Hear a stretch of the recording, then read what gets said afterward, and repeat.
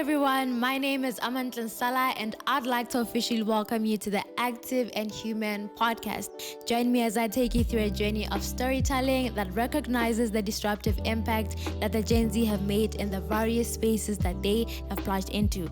These will be moments where we appreciate impact, influence, and hard work. So sit down and stay tuned. Okay, so the problem with introducing City Boys to the audience is that I don't even know which City name you Boys. go by. Obviously, City Boys. Obviously, Yeah, City that's a Boys. nice So I'm start, not but even let's sure if go. I should say, ladies and gentlemen, I have Mega, Angela, or Keetla and Theo. So I'm going to give you the platform for you guys to introduce yourselves. And please, run this show because you guys did tell me this is going to be the best episode of the whole show. So the intro is like the first impression, and it has to be the best impression, right? Yeah. Keetla, do you want to take over and start? You'll start. Okay, fine. What's going on, guys? It's your boy Theo or Theo, depending on who's asking. And I'm also known as Man Like Mega, aka Mega, and I am the co-founder of AFH Children. My turn. Cool. Sure. My name is Keetla Malejane, also known as Angela, and I'm the co-founder of AFH. You know, these guys are actually business-minded people because we literally spent like 10 minutes trying to argue on how you guys can be comfortable. Yet, they actually came late. But I'm not going to, focus on that. I have something over here. Let's give a cut in that Why not cutting that? It has to be. Oh my God, you guys are not doing Let's this. break it down. Very punctual business, man. What happened was, let's not explain it. Let's move on. Let's move on. We have this over here, and I've been seeing that it's stressing you out, Keetla. So this is nothing hectic. It's just some gentle startup to our conversation because your topic is Gen Z threatens work, right? So we have a lot to unpack over there. So we're going to have these questions. These are icebreaker questions. And I'm going to ask you this question, and I need an answer from each and every one of you. So I answer, then he answers. Yes, thank you. Cool. This is light work for you guys. Simple. If you choose to get married one day, what would your dream proposal scenario be? This is essential because we're dealing with City Boys, so you wanted to know, Kare. Dream proposal. Yeah. It's basically what's your idea of romance in other words. But yeah, what's your dream proposal? Do you want to start? Have you thought about it before? Because I've never thought about I it. think this is something that boys don't think about. No, the thing You is, just I'm put it to a the side. traditional man. See, one thing I know for sure. So I don't believe in proposals and all. Marriage is not in my future. I can see that with 100% certainty. I'm never You, getting married. please put that sound for the girlies who are back there I'm crying. never getting married. Okay, guys? Hello? So what are you believe in going to do? love. Like stay in a long-term relationship, or you don't even see yourself works. being in a long-term relationship? No, I do see myself being in a long term. Do you see yourself having I kids? just feel like, no. I just feel like marriage is a bad contract and children are also not in my future. This makes sense coming from an entrepreneur. It's a bad country. Aye, It makes sense. Marriage is a bad contract. I believe in love, I believe in marriage, I want kids and a lot of them. But I just don't know how I'm going to propose, that's the thing. But Okay, hey, no. It's okay. Let's move on to the next one. I'll be there. there, Cape Town, by the beach, there's these airplanes from the movies flying over, will you marry me? That's Look top at tier, that. yeah. Like, hey, you said, ah. Okay, so the next question is, what's the worst business decision you've ever made? Why are you guys looking at me like that? Okay, yeah. Okay. The real answer can be said on cam, but let's look for an answer. Let's look for an answer. There've been a lot, not a few. Worst business decision we've ever made. I don't know, right? Because every decision we've made sounded good while contemplating to make the decision. Up until the action was done and we had to deal with the consequences. That's when we were like, okay, fuck, we shouldn't have made that decision. But most times, I don't know. I can't say I have made a bad business decision. But what's the definition of a bad business decision? I don't know. I mean, you guys are business people, so you could tell me that. Thing is, I've never made a business decision whereby at the end of the day I have like this deep regret. Surely things can go bad, like really bad, but And that's how it is with business. I've never regretted, because as long as I believed in it at first, I'll never regret any choice that I make, as long as... No, that's fair. That's fair. You guys are not answering my questions, But okay, let me try this Questions are one. complex. Which fictional character do you most relate to? What? Which fictional character do you most relate to? Fictional character? Fictional character. Oh, fictional. Cartoons and stuff, huh? Yeah. movies and stuff. Tom Shelby. Why? For so many Reason this one. He's like my spirit animal, you know? I just understand him. I feel like he understands me. Every time I watch the show, it's like I'm watching from a third person perspective. I can see myself. What an answer. Nice answer. Now I need to answer too, huh? Yeah, you need to. You need to answer too. And this boy right here doesn't have an answer. Fuck. I don't have. Man. No, I don't want to lie. I don't really have. You don't think fiction because I don't like watch. that. I'm not into movies and your series and all. Yeah. So you can ask me who I look up to. I'll probably have an answer to that. No, that's way too basic. Let's try the next one. Maybe you'll answer this one. Hopefully. Oh, this you'll definitely have an answer. What's one thing you absolutely dislike about each other? What? It's time to vent out your frustration. Next. No, why, guys? Next thing, guys, the thing is your question. No, maybe we'll answer it. Don't give up yet. But then you have to understand that the relationship is forever. And you see, this is one episode. No, but like if the relationship is forever, it can't be tainted by such a small What do you dislike? There has to be one thing. I mean, it could be the way one of you choose. You know, it's not that deep. The way you guys reacted, guys. I can say what I think he dislikes about me. No, he has to say. And I'll tell you if it's right. Yeah, I can tell you what I think he dislikes about me. And then he'll actually say what he really dislikes about you. Yeah, sure. Hopefully. Okay, yeah. But I think, what do they call red flags in this setup here could be that maybe I'm too, how can I say, I'm too controlling.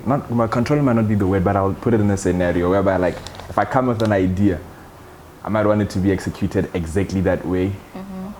Even though his input in it. One thing that I dislike about this guy. Hey, you see, if stop. If you had the answer, why didn't you say it at first? Because I wanted to see what you think. Oh, okay.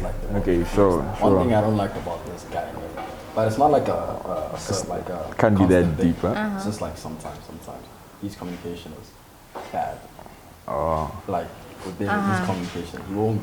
I get busy, guys. Yeah, I don't want to lie. I get busy. Actually communicate. I get Yeah, busy. that's fair. Keetla. What I don't dislike about him? Yeah. Bad spending habits. Bad spending habits. habits? I mean, hey. Is it like what? One of your coping mechanisms when you're like, okay, I'm going to buy this so that I can feel better about myself or just feel better about the day? I don't know what it is. It's just I need to drip hard and you know you got to spend. Not even drip. Not even drip. You even spend money on drip. Not that much, but hey. Apparently we're supposed to spend money on experiences, but it's too much. Okay, so this is a bit deep, but I think it's going to let the audience get to know you guys in a different limelight, right? What's a tough experience that you learned and grew from? It may be in business, it may be in relationships, in friendships, in whatever it is that you've experienced. Should I repeat the question, Keetla? No, I understood the question. Okay. I'm trying to figure out how to answer it. That's the thing. Hey, learn from. What's a tough experience that you learned and grew from? Myself has to be the event. Surely, that's what I learned from it. Is don't trust people. Me, I'd say it have to be taking people's opinions by the chin. Because as much as you can say you shouldn't care about what people think, as a business person, you're inclined to personal feedback. And sometimes the criticism could be disguised in insults, and you need to find a thin line to differentiate between the two. And once I learned how to filter that out. I haven't learned how to filter that out. I still take it to heart. And that's sad. When I see you, I'll ask you, what were you saying? So this is the last question. Who's the most difficult influencer you have ever worked with? Most difficult influencer. Yes. What's an influencer? You guys deal with influencers all the time. You're Instagram baddies, guys. Have you dealt with an influencer before? Nah, I've never dealt with an influencer before. But wait, what's your definition of dealt? You said what? Because you guys are just thinking. Can you please not think that much with these What's questions? your definition of an influencer? If you said business, I mean, like relationship or business person. Wait, what are you guys thinking about? Influencer. You don't deal with influencers. I haven't dealt with an influencer Okay, before, worked man. with an influencer. I haven't. Have you worked with an influencer before? Worked in what capacity? I don't remember Like working shoots with. and stuff like that. Yeah, I mean, you guys own AFH, right? And What? obviously, Wait, stop. Can I see if you could? If you could you explain to guys me what an can- influencer is, I'll give you an answer. I gave you an maybe. example, like an Instagram baddie. Name someone that could be a babe. Then I'll know what line we're talking about. Who could be a baddie? Rasero Molatler is a baddie. Ah. Yeah. Somewhere along those lines. No, I said because hey, stop. No, you have to answer that question now. Yeah, because- you're going to because answer. His reaction just put me in a fight. No, I said because now I see what line you're in, and now I see. Okay, I see what you're talking about. But no, we've never had a problem with. I mean, you guys. If she's an influencer, we've never had a problem with influencers. You've never had a problem with influencers. Yeah, we've always figured out how to avoid them by not dealing with them in the first. So you guys, whenever you have like new collections for AFH, who do you deal with? Oh, we've never, if you look at like the whole AFH catalog and all, we've never really targeted influencers for promo, like never, because I don't believe it works. Okay, fine, fair. You guys have dodged literally all my questions. I didn't get anything out of this, but it's still okay. Guys, don't take it in any other way. I believe if she's an influencer, I believe that she's an influencer and she has influence. I follow her on Instagram. Wait, are you still clarifying the whole Sora thing? Yeah. No, it's not good. No, because my reaction sounded sus. My reaction sounded sus. Nah, you explained it so you many said someone, times, I think we're good. No, now I feel bad. No, you shouldn't. I mean, she knows she's an influencer. We know she's an influencer. So. But what do influencers do? I don't know. Don't they like do paid promo? I don't know. I thought you guys were going to tell me what exactly they do because I thought you dealt with them since you have a brand. See, this whole influencer topic. It should just stop. You see this Yeah, it topic? should just stop. It's a tricky one because It wasn't even that deep. You know what, let's just close that chapter. It's okay, Keetla. Someone won't take it like that. Okay. I'm sure she won't. My queen. Hopefully. Nothing but love. Going back to what we were talking about, your topic is Gen Z 13's work. And I remember yesterday we had like a quick conversation where we were explaining that. I'd like to hear, obviously we're going to analyze the topic, but from your perspective as entrepreneurs, as males that have entered a female-dominated industry, right? You guys are in the creative space and you work with so many people, and I realized that you guys are also not just into fashion, but also into events and all of that, right? But before we get into how you became who you are, I'd like to get to know you a little bit better. So we're going to go back to childhood, who you are, how old are you, or where you school, whatever it is that you'd like people to know. I'm not saying you need to tell me your age. I'm just giving you an example of what you might add into your new other intro, right? Cool. So who should we start with? I can start. Ladies first. Yeah, sure. What's up? Who am I? Okay. Now, please ask your question again. So that I flow. Now, I'll know that I'll ask your question again. I'd like to know more about you. You know, we know you as an entrepreneur. You know, we know you as Jela, the creative, but we'd like to know you from a different limelight. So that goes back to your childhood, who you were before becoming this. That. That's a big question. It's a huge ass question. Who was I before this? But in a brief way, yeah. I mean, who was I before this? Yeah. Who was I before I mean, this? obviously, when we analyze or self-introspect, we realize that our experiences obviously shaped us into who we are now. So this is like a short way of, you know, summarizing your journey from being a nobody to being a somebody. I've never been a nobody, yo. I'm sorry then. Yeah. Never, hey, being a nobody to somebody. You guys are not answering any of my questions. No, literally. I answer. No, answer please. Then I'll follow his lead. Well, But I've never been a nobody. I personally, you know, growing up, I know this sounds very cliche, but I've always felt like I don't want to use the word destined, but destined for something great in life. You know what I'm saying? So I feel like in every sector that I've been in, or in everything that I've done, I've always given my all, and I've always tried to be the best. Be it sports, okay, everything but academics. Be it sports, music, clothing, leadership, so on and so forth. You know what I'm saying? Like even in primary school, this guy here was a head boy. I don't know if you guys know. Obviously, always been the leader. That's what I mean. Never been a nobody. I was a prefect in primary school. And in high school, I became the rugby captain, head boy. I don't know what he was in high school. And then obviously we developed this brand, and then it went to further heights. So I felt like the things that happened in primary school shaped us to who we are today, in the sense that we have always wanted to be in leadership roles and always wanted to sort of be like trendsetters of some sort, and always Like you've always embodied taking charge. basically, Yeah. Keetla. My whole life I just wanted more, and I guess that's how I got here.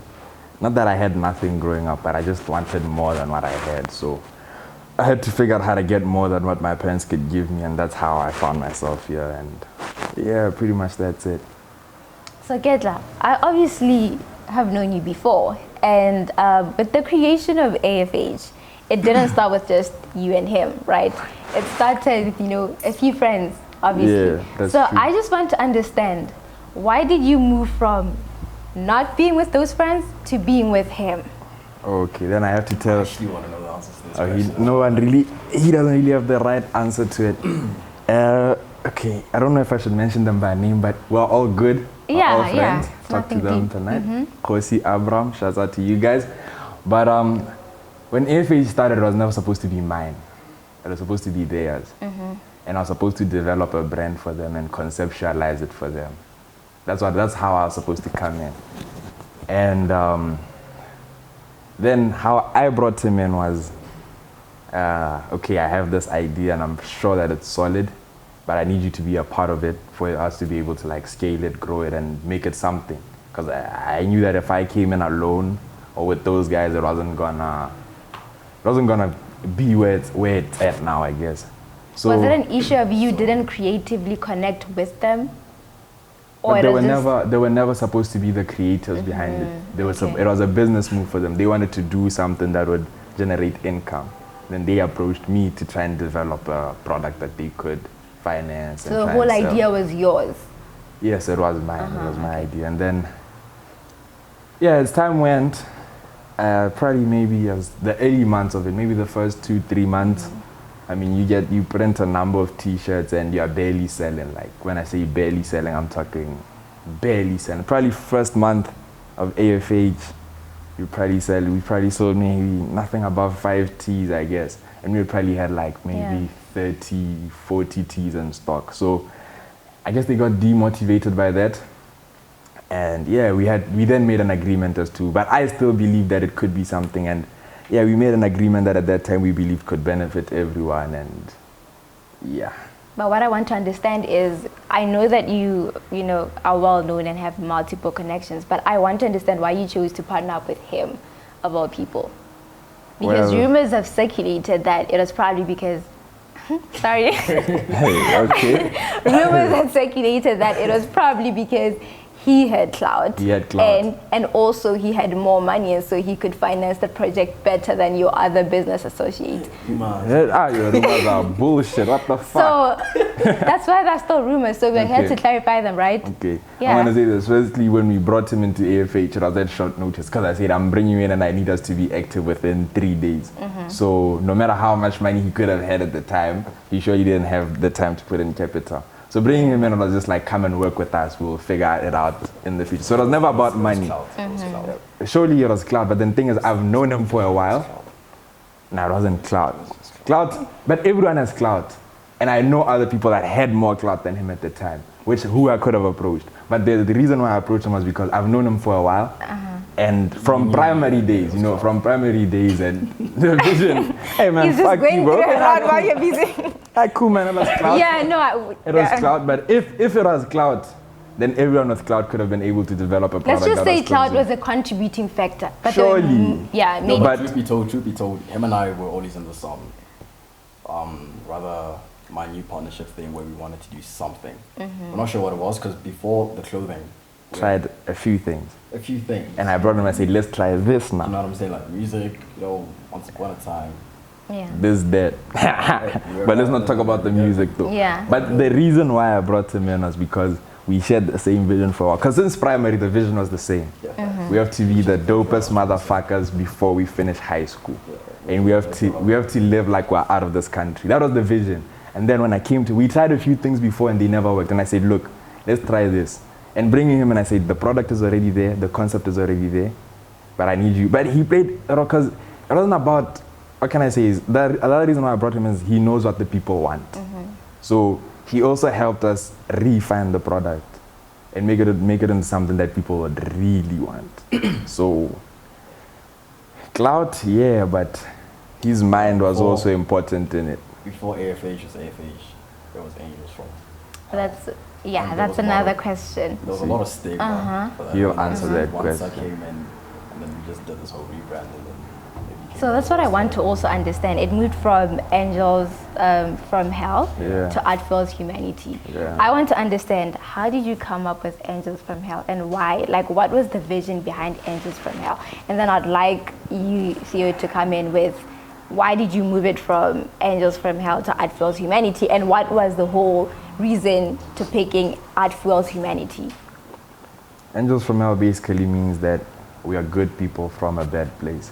The wording sounds wrong, but the idea behind it is not sinister in any way. Like, it just purely means we are good people from, like an angel from hell. Like, you're this good person in this bad situation, and sometimes the things that you do are not because of you, but where you are and where you come from. That's what That Angels makes from sense. Hell meant at the time. But yeah, on the flip, and on the flip side, GC was also like known as like Sin City, and you know what I'm saying. So it's kind of that like, oh no, what a good, not the good The people, hell? but like the angels in this messed up place that we live in, basically. Makes sense. So how did you come up with Art Fuels Humanity? And what was Okay, so the meaning behind it? There was a lot of backlash with the Angels from Hell. Like, people saying the brand was demonic and whatnot. a whole bunch of. So I still wanted to keep the Parents the burning T-shirts. Yeah, probably. Apparently some parents burn T-shirts and videos are like, yo. So I still wanted to keep the AFH abbreviation, but then I came up with this idea where we could like do a young double entendre and like make it two meanings about one thing. So we changed it from Angels from Hell to AFH, and then I added the Art Fuels Humanity. So it gives like a kind of like a contrast for the brand, if that makes sense. So Art Fuels Humanity basically means that arts, good looking things, it could be anything, it doesn't need to be paintings, it doesn't need to be sculptures, it doesn't need to be anything of that sort. It's something that pleases your eye, brings people together. It fuels humanity, do you know what I'm saying? Yeah. Like, whatever looks good to you, you can just start a conversation like, bro, look at that car, or bro, look at that painting, or bro, look at that, you know what I'm saying?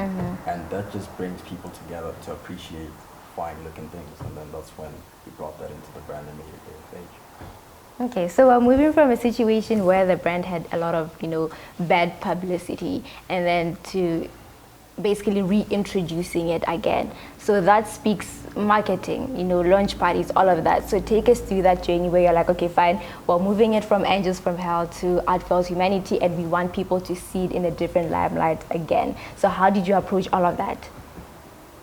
With a design, actually.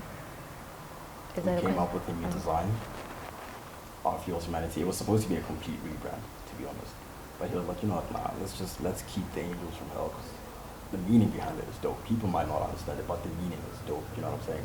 So even with our first hoodie, our first design that went big, it's like Art Fuels Humanity, and then in the background it's just Angels from, you know what I'm saying? So that first thing that made AFH what it was still there, but it was just hidden behind the rather, what's the word?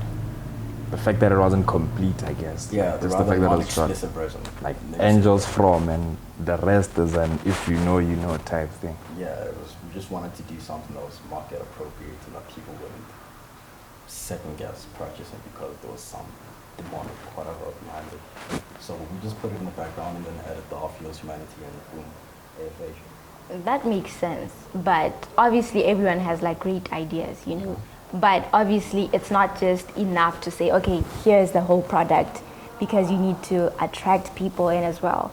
And I'm 100% sure that you guys enjoy planning like little events here and there. So I want to know, like, I remember there was, I don't go for events, but I remember there was a time when you guys created a launch party so that people can come in and see what exactly you're all about. So that's something that was not really you did your research, a thing. Yeah, I did. That was like something that you guys like took a different approach towards selling the product. So I wanted to like understand like what was the whole inspo behind creating a launch party and then bringing in all these people to see, or just like carrying out the name of AFH. Oh, well, the launch party, like, it wasn't for people to come and necessarily see merch or see the product or anything. It was just about bringing people in, and the right people, and for them to see that we are here and we are trying to change things up. And yeah, I guess I'd say it was more to introduce, because we didn't just want to make AFH a clothing brand. We wanted to be something more, because there are numerous clothing brands in the city and they're just strictly clothing brands, you know what I'm saying? We wanted to be like, because we are leaning more towards like doing house parties, and before the whole hosting thing, it was just like young house parties, so on and so forth. We wanted it to become a music label at some point as well. So the launch party, even though it was like, hi guys, here we are, we're dropping this and that, it was like, this is a brand that we have established and that we want to introduce to everybody. So that's what the launch party essentially was. It was just us introducing ourselves as businessmen and the brand to everybody that was willing to look our way, basically. Okay, so here you guys are entering an industry that was really kind of like, if I may say, saturated a bit, because like you were saying, like everyone was already starting clothing brands, right? So for you to make something a success, you need to identify a loophole, right? So that you can fill that in and then bring in so many people to be attracted to your brand. So what was that one loophole that you identified and were able to fill it up? Well, the loophole was like, people weren't just doing more at the time, I felt. Even now, I guess. Like, people weren't just doing more. It was all the same. Like, everyone would just print your tees, and it's a basic print, and that's that. Try to sell them off social media, and that's the end of it. But then we tried to go the extra mile. You know, you do the launch parties, then do other, because I always say there are other ways to promote something without directly saying, I'm promoting this thing. So that's what we had to do. And we did a lot, man. What else did we have to do to actually bring it to life? I mean, one other thing that really helped us was like the first design that took off, the one you mentioned earlier. It was the whole rainbow reflective thing and the reflective print. Like, I think that was around 2019 or 2020. Like, not as many people had rainbow prints and different textured prints on the merch, and that's one thing that made us different. And then one other thing that helped us was the pricing.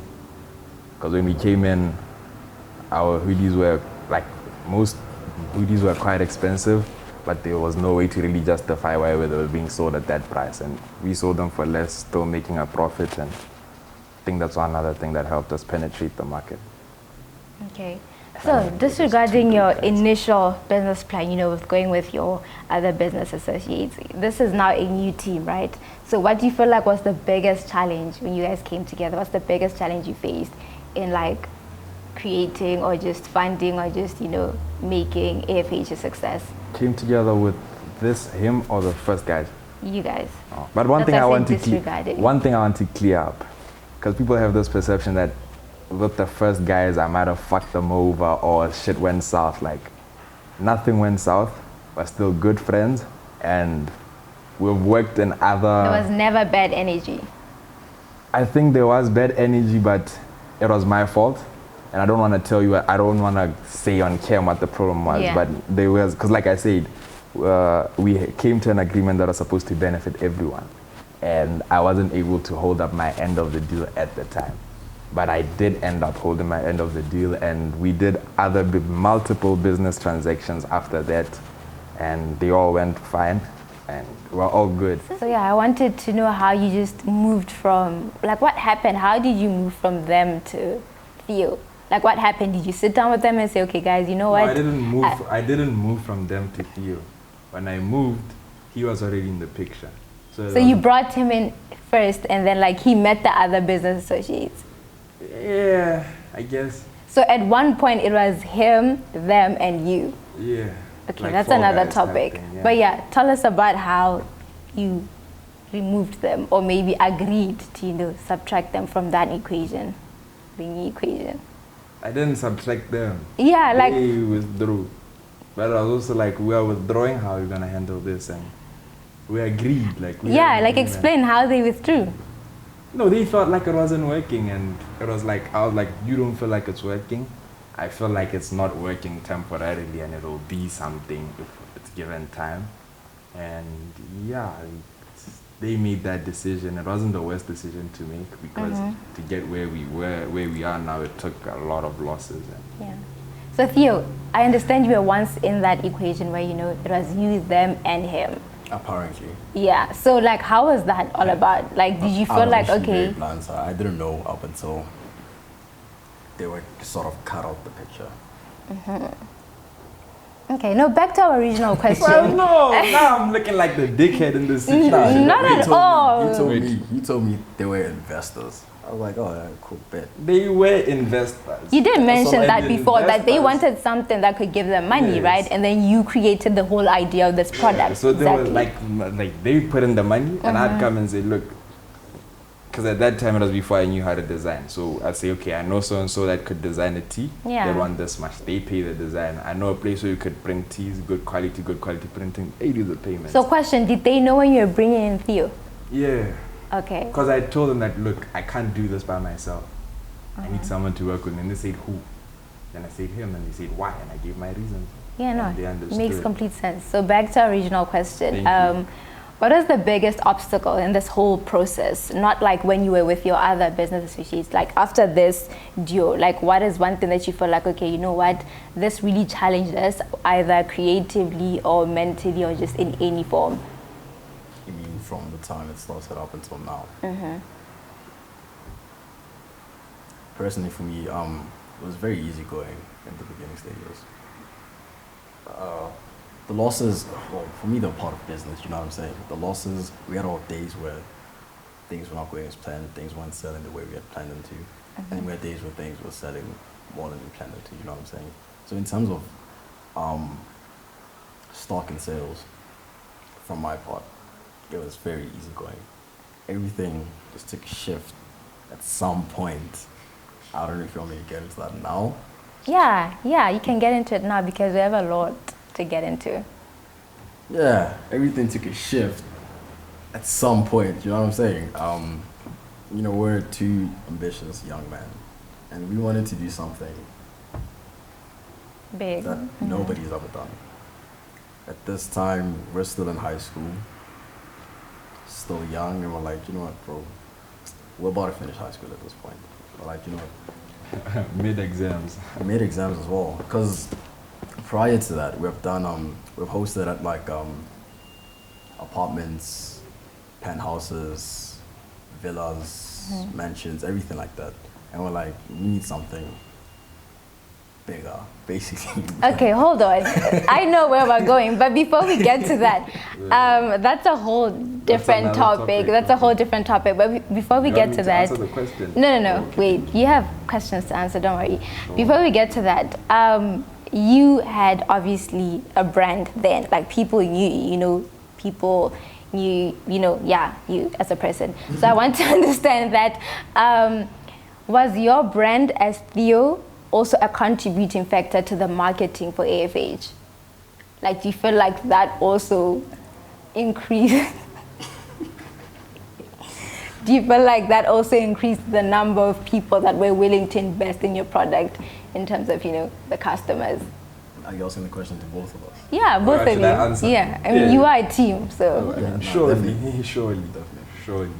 Like 100%. I'd say, let's not, to be fair, let's say in the first, in the early stages, we'd say out of 10 sales, we'd probably say maybe 7 would trace back to him. Get me? And obviously, as time goes, more people know the both of you, but still, him being known was very important, and it made certain things easier. Yeah. Yeah. So another thing is you guys have one thing in common, which is to take charge, right? So were there any moments where you felt like the other was stepping on the other? Were there any moments where you felt like, okay, he's trying to take charge here, but this is an us thing, or he's trying to take charge here, but this is an us thing? And how did you just solve that? Like, how did you end up where you created that space where you're like, okay, fine, for this to work, we need to bring in 50-50, not 60-40 or 70-30? Answer, boy. I mean, to be fair, yeah, there were certain instances like that, but then I feel like we're both very understanding.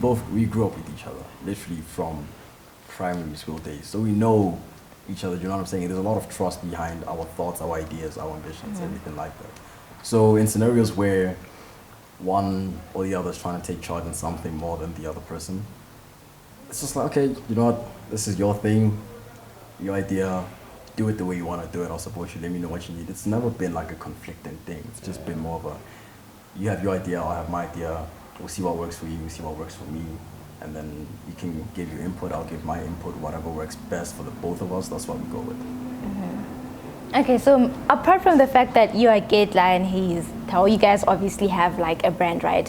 But people know you outside that brand. So I want to know, like, were there ever instances where it became Keetla, were there ever instances where it's like there were people who maybe influenced one of you to think that, oh, but I think if you carried this on your own, you could do it much better? Because I understand that it's the city, you know, people have malicious intentions everywhere. And how do you just get to a point where you're like, okay, I'm going to use selective hearing and just believe that this compilation is going to work for the brand? Let's happen, yeah. Or I should go into detail with it. Yeah. I mean, I'm sure people will come to you and say, okay, you came with the initial idea. At that time, because like I said, like we both learned things that we like started off not knowing how to design. I learned how to design, he learned how to design. But then there was a point where he hadn't learned how to design. A few people would come and say, okay, it's your idea, you're doing the designs, you're doing this and that. What is he doing? Did you communicate that to him, or it was more of like a challenge you just faced on your own and just went through it? It wasn't a challenge because someone would say something, but I don't know. Like someone would say, why are you doing this and that alone at that time? But I don't know why I'm doing it alone because he can't be there because he's dealing with something else. Yeah. So I've never really taken it to mind. Like it's always been, I sure believe what you want to believe. I know why I'm still working with him and why it still continues. I don't know if it's happened to him. Has it? Yeah. Same answer. Same answer. We know our roles in the brand. And even if people come with outside opinions about why things are going, they don't understand basically. And we always knew what we were true to, and we kept doing that.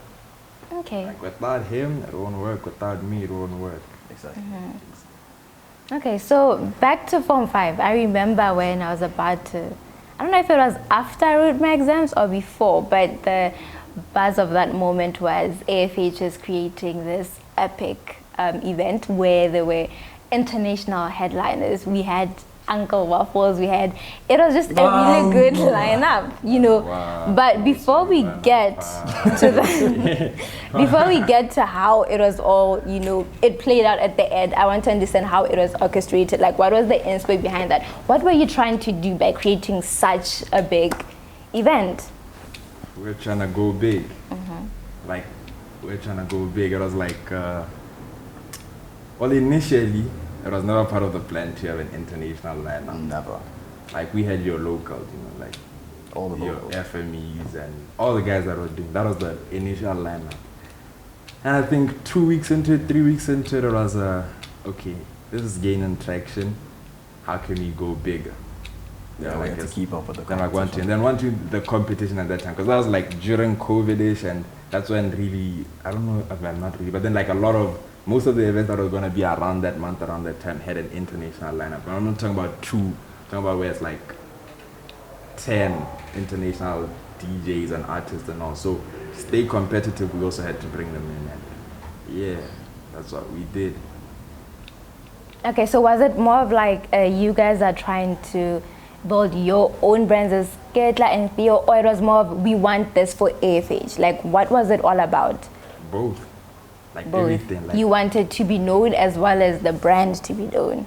Yeah, like we want, like, because you have to understand that like we did this thing as kids, right? So we did host smaller events before and all, and people will still be like, these young guys. So we're like, okay, we're gonna do this to prove that shit, we can do this and we are good at this. And How did that's why that we turn did it. out? Turned out well to some extent and bad to some extent. Can we unpack that? Unpack how it turned out well. Yeah, and then how it turned out bad to some extent. Bad.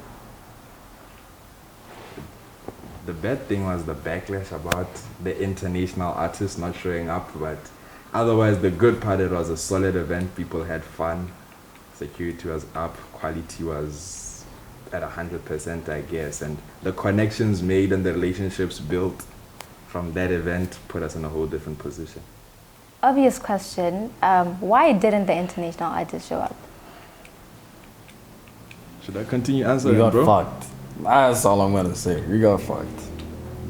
Well, I'd say firstly, I mean, no disrespect, but like, nothing but love for. It wasn't because people tend to feel like maybe we hate Uncle Waffles. That's Nothing not but the love, case. and nothing we're but the love first for- people to get done dirty by these SA artists. My entire Like, it's happened to numerous people, and I guess It's a we're just normal naive. I just felt like we're young as well, but I personally, from my side, I just felt like we were so dreams because there were instances where, for example, I think she had posted that she was gonna be in Nigeria during that weekend. Do you know what I'm saying? And a lot of people had questions about that, rightly so.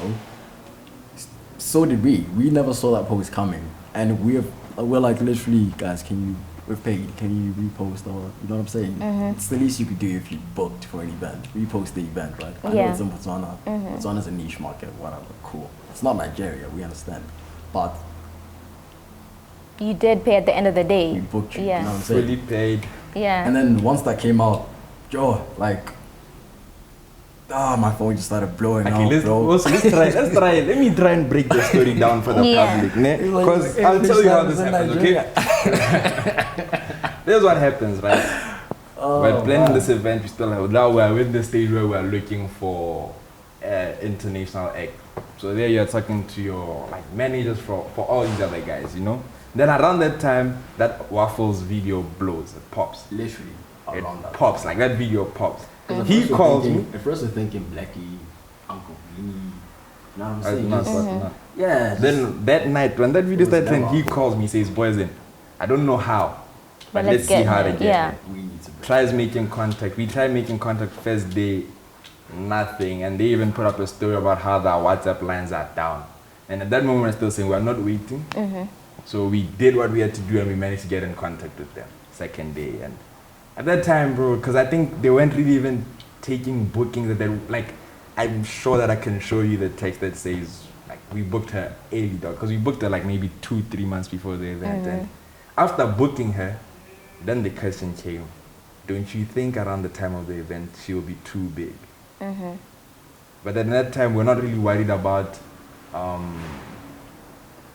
her not showing up. We're worried like what happens if towards the event you have to pop up more money that we didn't Yeah. consider for. Biggest concern. That was our biggest And concern at the time. because they're posting videos like, today's price is It's not. not, yeah, that's and the yesterday's whole price is not yesterday's- today's price. And we're So seeing then we those, made like, contact and we say, yo, okay, I think maybe a month into the because we made the transactions early, like receipts, invoices from that team are there. Which we we said, can show you, by the way. and then we said, yo, Ready to publish. can you can talk to us? Because I had to say, yo, talk to me.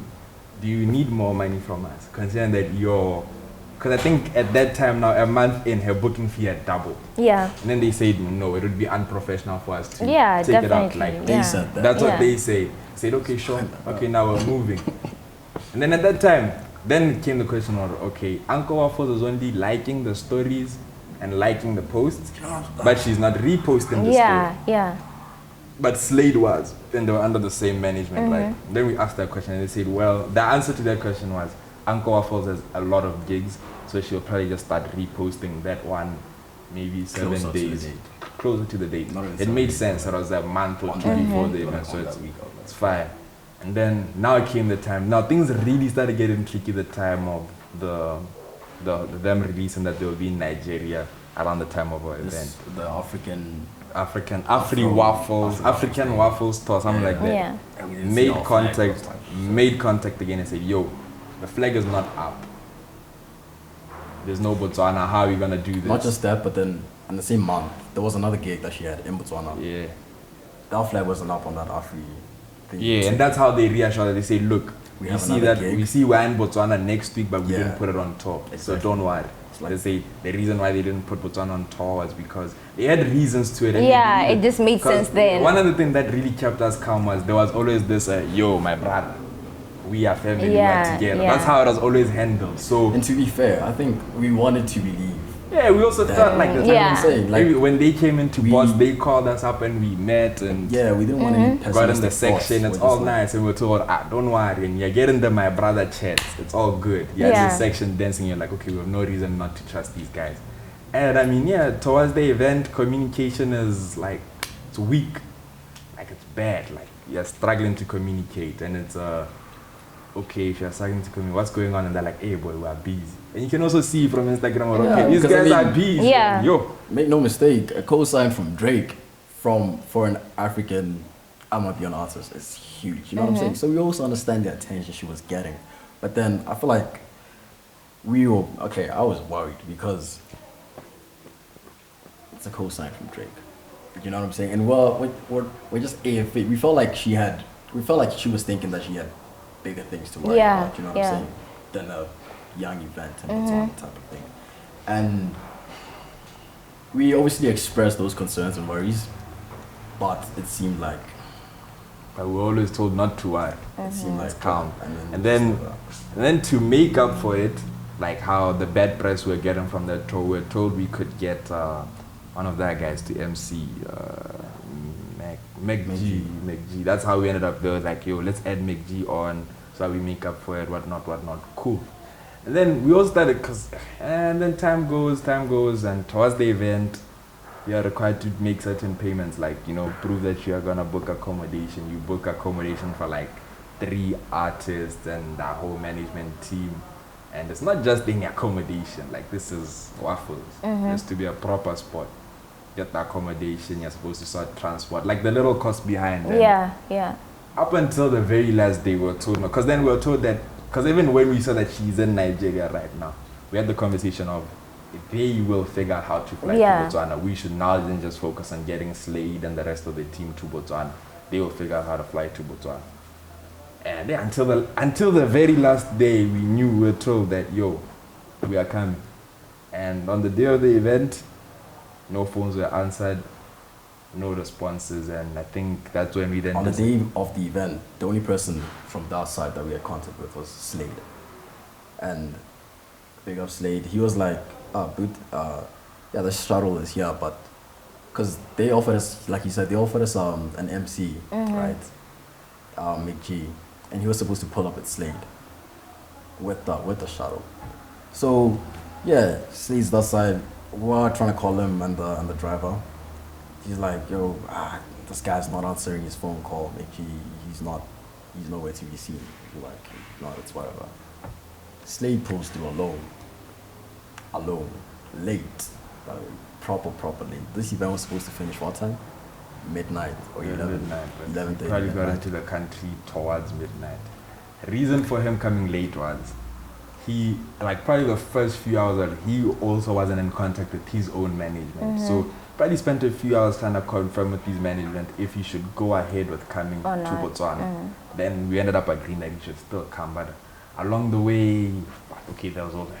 What happened along the way? I think they also had a car problem along the way. Yeah, there was just a lot going on that day. And it was raining, so they couldn't drive that fast. Got to the border. I think the day of the event, that's when they introduced the rapid test at borders and all, and took a long ass time at the border. And by the time he came, it was too late.